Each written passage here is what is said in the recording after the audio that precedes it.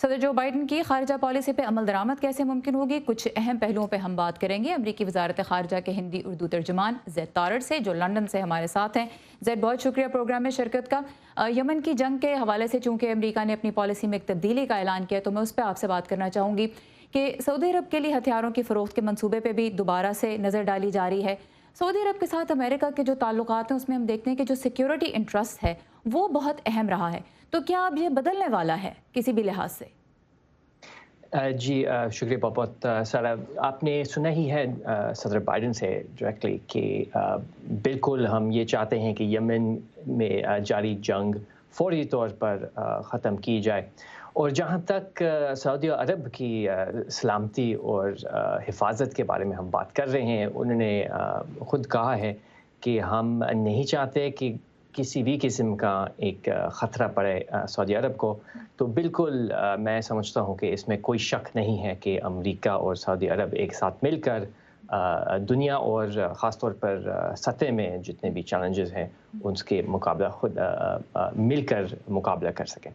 अच्छा, अमेरिका के refugee programme की बात करते हैं। सदर बाइडन ने जो एग्जीक्यूटिव ऑर्डर साइन किया कल, उसके तहत तो अमेरिका 1.25 लाख तक पनाहगज़ीनों को वेलकम करेगा। हम जानते हैं कि इस वक्त रेफ्यूजी प्रोग्राम बहुत महदूद हो चुका है। 15,000 का तकरीबन कोटा था और उसमें से भी रिपोर्ट्स के मुताबिक सिर्फ 1,000 पनाहगज़ीनों को ही अमेरिका आने की इजाज़त मिली। तो जब एक तरफ पेंडेमिक चल रही है और रेफ्यूजी प्रोग्राम इतना महदूद हो चुका है, तो 1.25 लाख तक का जो कोटा रखा जा रहा है, ये प्रैक्टिकली कैसे पूरा होगा?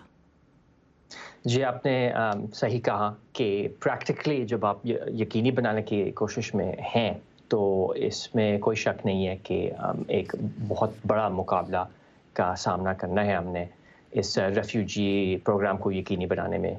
लेकिन मैं ये समझता हूँ कि हम सब जितने भी सफारतकारी में काम करते हैं, बल्कि पूरे स्टेट डिपार्टमेंट में और DHS में हम साथ मिलकर इस मुकाबला का सामना कर सकते हैं। और बिल्कुल उम्मीद है कि हम इस टारगेट को आने वाले दिनों में या महीनों में पूरा कर सकें। और मैं ये कहना चाहूँगा कि ख़ुद मैं दिली तौर पर मैं आपको कह सकता हूँ कि मेरे ख़ुद पेरेंट्स जो हैं, फैमिली जो है, वो एक इमिग्रेंट हैं।